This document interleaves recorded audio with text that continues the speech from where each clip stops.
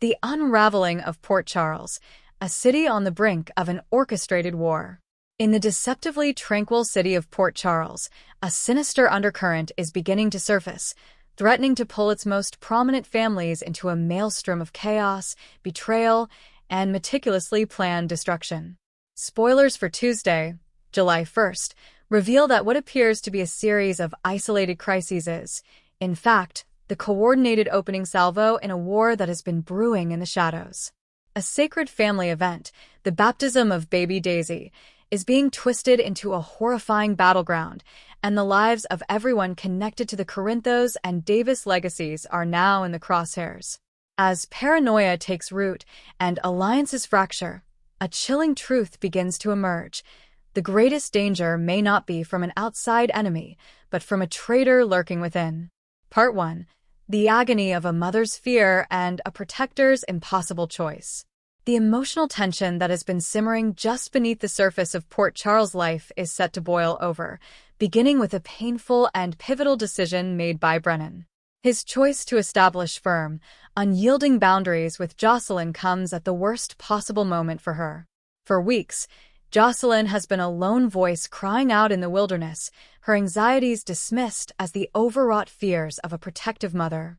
She has seen the signs, the strange, lingering glances from strangers in the church, the hushed and hurried phone calls that end abruptly when she enters a room, the erratic and inexplicable power flickers at the Cordamani estate. To her, these are not coincidences. They are the breadcrumbs of a gathering threat, a deliberate campaign of psychological warfare aimed at destabilizing her and her family. Now, consumed by an escalating fear that someone, possibly the menacing Sidwell, or perhaps a foe even more insidious, is plotting to destroy Daisy's upcoming baptism, Jocelyn is becoming increasingly erratic. Her desperation to be heard, to have her fears validated, has pushed her to the edge. Yet, it is at this precise moment of vulnerability that Brennan, the one person she believed she could count on, chooses to step back. His words are not cruel, but their finality is a blade to her heart. They are resolute, a clear and cold indication that the time for blurred lines, for unspoken feelings and shared confidences, has passed. For Jocelyn, this is a change in their dynamic she never anticipated, and it shakes her more deeply than she would ever care to admit. To her, it feels like the ultimate abandonment. Just as her worst fears are beginning to materialize into a terrifying reality, the man she trusted has walled himself off. It feels like a betrayal, igniting a storm of raw anger and profound vulnerability inside her.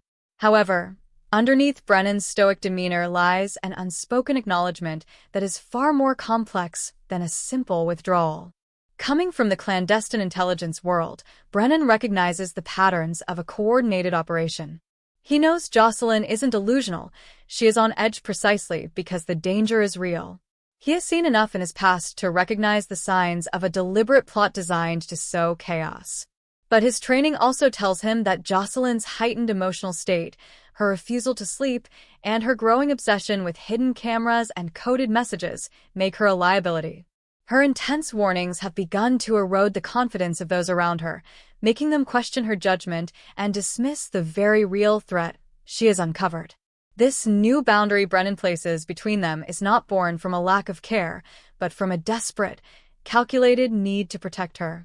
If anything, his actions are driven by a deep-seated instinct to shield her from her own spiraling anxiety, from the closing threats, and from the dangerous compulsion she has developed to take matters into her own hands.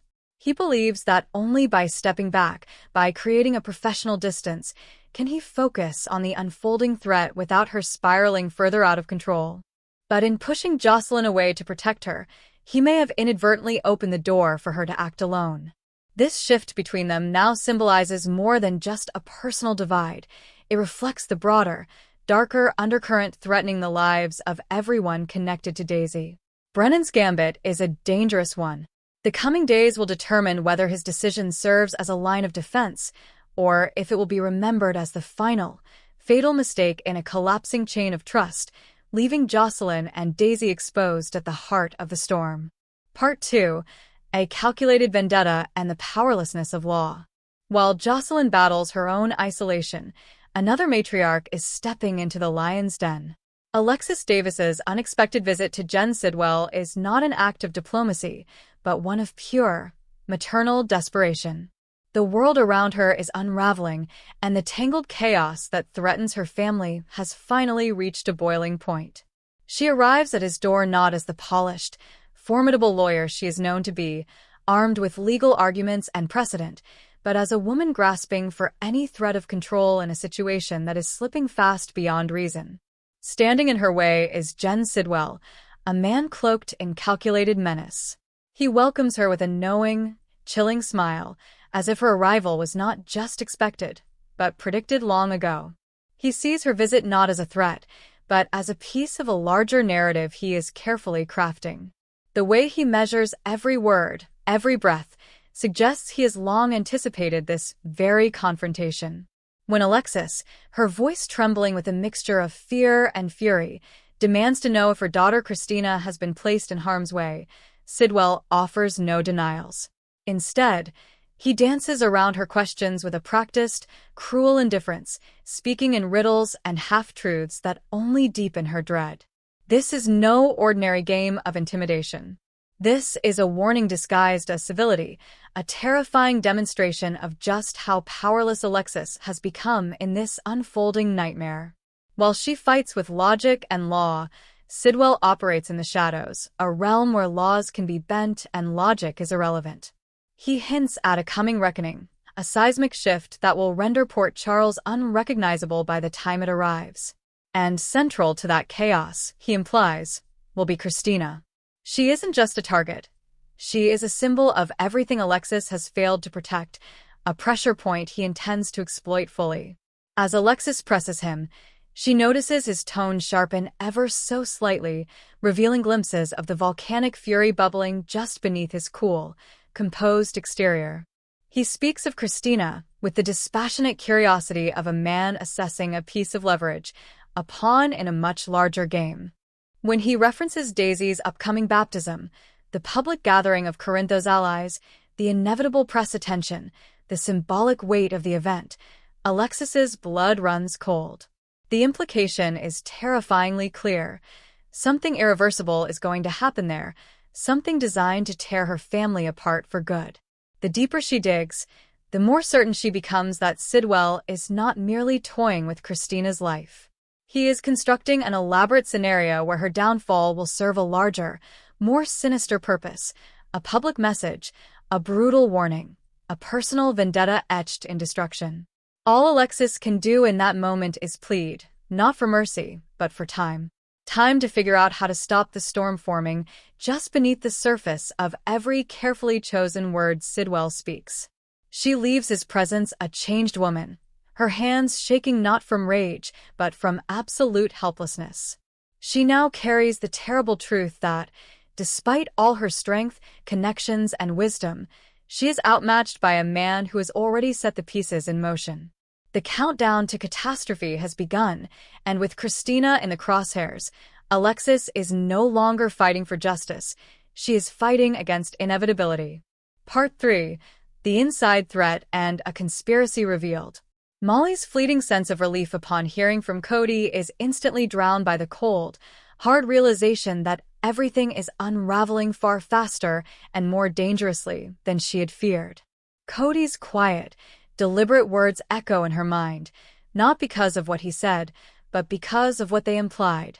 When he confirms that the strange events surrounding Christina, Daisy, and the baptism are not mere coincidences, it's as if the final veil has been lifted.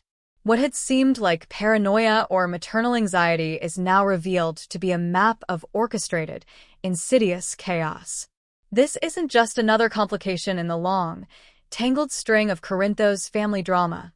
This is something darker, deeper, and far more personal. The gravity of Cody's involvement brings with it a new, terrifying layer of complexity. Molly had always seen him as a peripheral figure, someone who hovered around the family, but never fully embedded himself in the undercurrents of their power struggles. But now, seeing the raw fear behind his eyes, a fear masked by a sense of duty and a barely controlled urgency, She understands that he is no longer just a concerned outsider. He has seen something, heard something, and is now desperately trying to warn her before it's too late. What troubles Molly most is the horrifying implication of how deep this conspiracy might go. Cody isn't known for melodrama or exaggeration, which means his careful choice of words is no accident. The way he frames the incidents as calculated adjustments rather than random errors tells her that this isn't the work of someone unstable or reckless. It is the work of someone strategic, someone with intimate access, someone who knows precisely how to destabilize a family from within. That knowledge sends a chill down her spine. The more she thinks about it, the more the scattered, unsettling pieces of the puzzle begin to form a horrifying picture. The milk carton moved to the wrong place. Daisy's clothes mysteriously changed.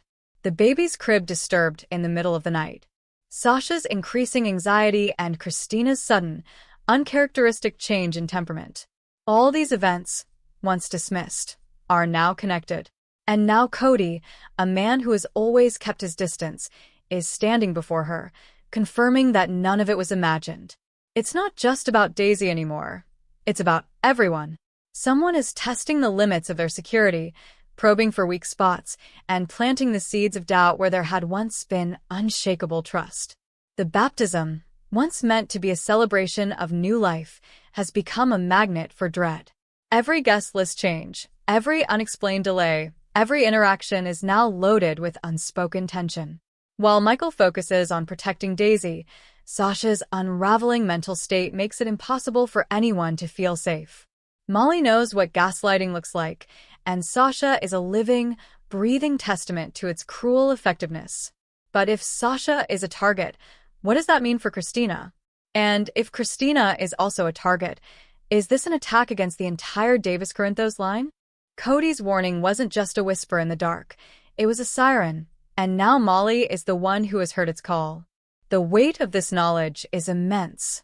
She is caught in an impossible position. Does she come clean about Cody's warning, potentially escalating the panic and revealing their hand? Or does she try to contain the fallout herself, risking that she, too, will be too late? Cody, for his part, has made his choice. By speaking the truth, he is no longer a bystander. He has drawn a line in the sand, exposing himself to whoever is pulling the strings. And Molly knows what that means.